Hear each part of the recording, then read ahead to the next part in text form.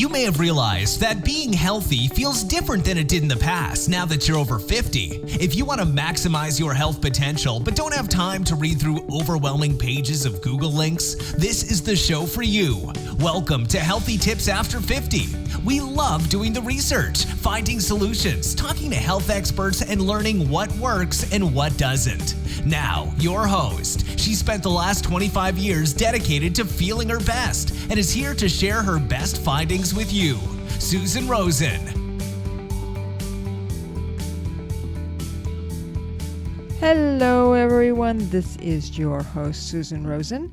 Today's podcast is about mushrooms, and not the magic kind, but the kind that we put in our salads, in our omelets, and on our pizzas. Don't forget that, among other ways to eat them. What prompted me to make mushrooms my subject for today is that I found a couple of different studies, two of which were published by Penn State College of Medicine, that found lower risks of death and cancer among people who eat mushrooms. Now, mushrooms are really rich in vitamins and nutrients and antioxidants, and so it's not really surprising that they would be connected to lower risk of premature death and cancers. The first study I saw looked at the data from the, quote, Third National Health and Nutrition Examination Survey from 1988 to 1994, unquote. The researchers found in that survey that the people who ate mushrooms, quote, had a lower risk of death by all causes compared with those who did not eat mushrooms, unquote. It also showed that the public was increasing the amount of mushrooms they were eating, which showed an increased awareness of mushrooms' health benefits. Now, to track those people who ate mushrooms, the researchers used food codes that the USDA puts out for the recipes and the meals that people were eating, and used those to identify those people who were eating mushrooms on a regular basis. Then they looked at the National Death Index to identify who of the responders had died and what the causes had been of those deaths. They didn't have any specific information on the types of mushrooms that were consumed, and they also didn't see any significant connections to the specific causes of death. But they were able to show a connection between mushroom consumption and a lower risk of premature death. In the second study, published in March of 2021, that's this year, a different group of researchers, quote, conducted a systematic review and meta-analysis to assess the association between mushroom intake and risk of cancer at any site, unquote. These researchers analyzed the data from 17 cancer studies published from 1966 to 2020, and that included over 19,500 cancer patients. According to the study's findings, even though shiitake, oyster, maitake, and king oyster mushrooms have higher levels of the amino acid ergothioneine than white button, cremini, and portobello mushrooms, any variety of mushrooms in an individual's daily diet had a lower risk of cancer.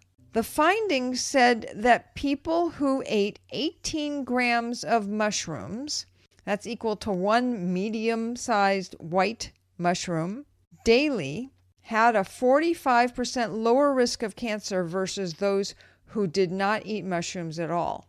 And when looking at specific cancers, the researchers noted the strongest association was for breast cancer, as individuals who regularly ate mushrooms had a significantly lower risk of breast cancer.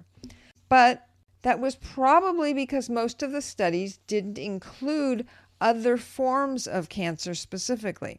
So future studies need to include a wider range of cancers to look at. And a co-author of the study said that, quote, overall, these findings provide important evidence for the protective effects of mushrooms against cancer. Future studies are needed to better pinpoint the mechanisms involved and specific cancers that may be impacted, unquote. Now, there are some other types of mushrooms that have been studied in China and Japan in particular for their use in cancer treatment. Turkey tail and reishi have both been studied alone and together with chemotherapy, and both have been found to do one or more of the following: increase the number of cancer-killing immune cells, anti-cancer effects in tissue in conjunction with radiation therapy, longer survival, less chance of recurring cancer, increased immune function, increased body weight, and decreased size of tumors. All of which, as I'm sure you know, are very, very important in the better reactions, that's not the right word, with better outcomes having to do with cancer therapy.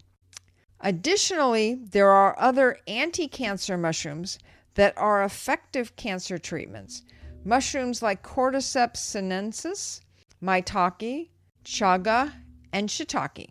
And to close, I'm going to leave you with a quote from an epidemiology doctoral student at Penn State who said that, quote, mushrooms are a rich source of powerful antioxidants, ergothioneine and glutathione.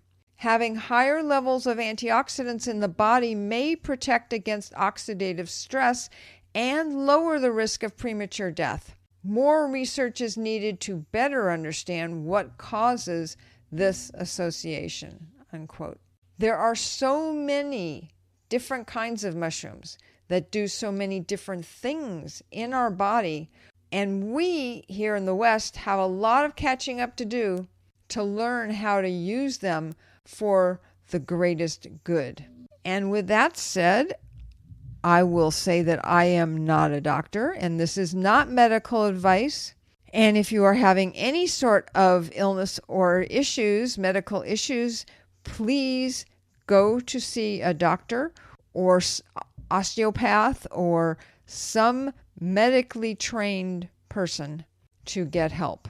And as I always say, if you are having an emergency, go to the emergency room.